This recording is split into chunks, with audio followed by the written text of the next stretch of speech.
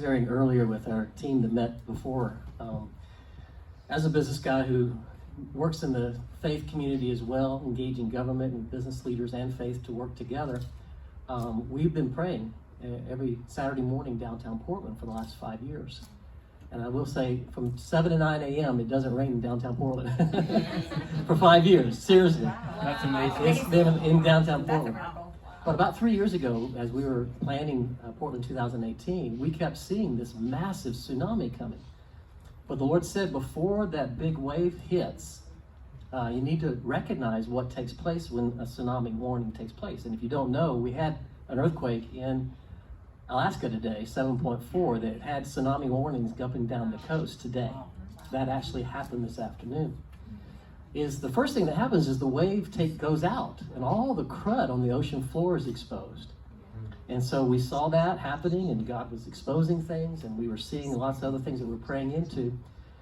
And we kind of felt like perhaps 2018 would be that time where it would crash in and we would see this massive thing. But the Lord said, no, what I needed to do was expose a few more things.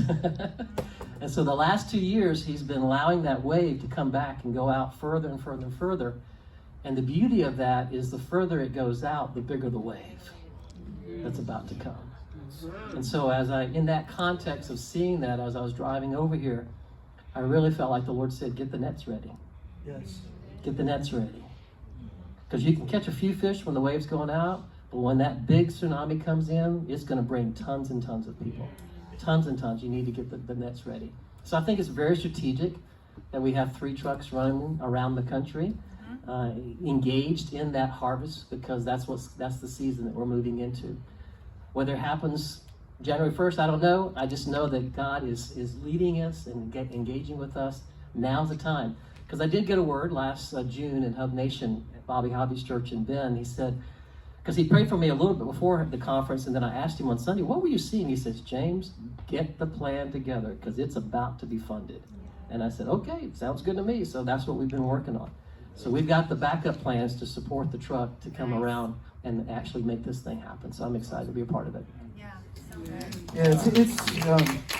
Yeah, let's thank James. Let's thank James. Yay! One of the things that I love about the body of Christ is how we can put our egos aside and really rally around the cross of Jesus Christ to build his kingdom and to really see heaven invade earth. And I want to turn it over right now. I want to ask Pastor Wendell some questions, and maybe we could pass this microphone to Wendell. And Pastor Wendell, you're the leader at Mount Olivet Baptist Church, historical church in Portland, a very historical church, and God has done amazing things through your church.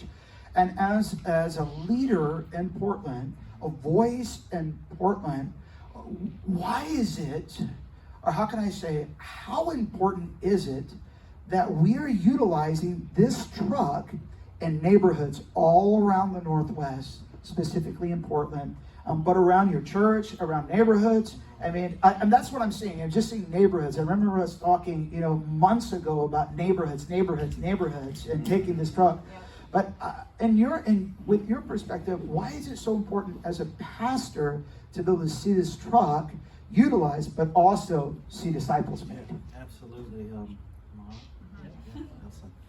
Awesome. Chris, I remember years ago there was a study that was sweeping through the churches. I'm gonna take my glasses off, they fog sometimes here. And it was Henry Blackaby, Experiencing God. And I remember the 7 realities, and one of them was, God is always at work. Find out what he's doing and join him in what he's already doing. And I really believe that we are in a season where he is cleaning up his bride. He said, when I return, I want to come back. I want my bride to be without spot or blemish. And so it's a sovereign move of God. The word also says where sin abounds, grace abounds even more. And so God is not caught off guard. He's not set on his heels. He's not nervous. He sees this, what is perceived as an unraveling of our society, but it's a positioning.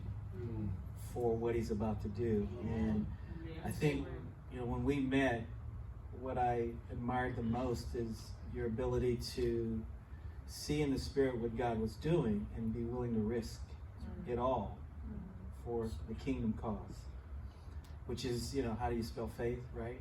R-I-S-K. That's when you get to see really crazy things happen for Jesus.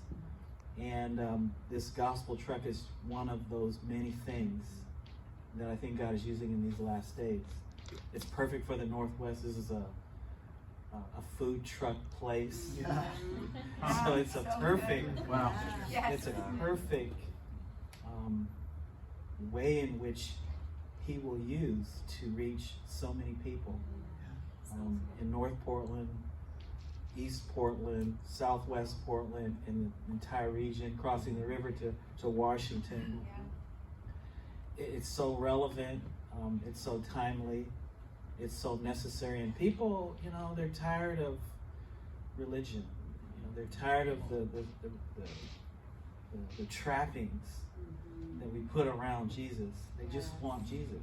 And I believe when they get to experience Jesus, they will love him. And that's what I see you guys doing. I was a part of Compassion 2018. It was extraordinary.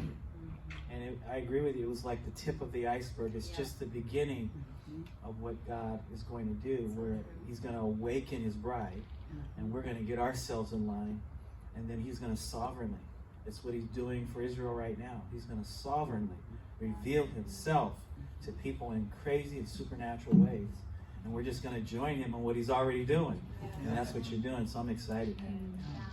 And I'm just excited about the young people. I know Pastor Wendell at Mount Olivet, they have such a heart for the young people, the young generation. And I'm excited about young people being impacted through the gospel truck. I'm excited about souls being saved through the gospel truck in neighborhoods, but also young people having a platform. I remember when I was 21 years old, all I wanted to do was preach. All I wanted to do was preach crusades. And, I did one-on-one evangelism. But, man, if I had an opportunity that someone say, hey, Chris, in America, I want to give you a stage to be able to just travel around and preach at 21 years old. I'm like, yeah, you better believe it. That's what I do. But there's a lot of 21-year-olds right now. It's like, that's all they want to do. They'll give their whole life to travel around America to be able to preach the gospel. And that's the individuals that you have a heart for as well. The hungry ones. The hungry ones. The Jacob generation. Jacob generation. Awesome.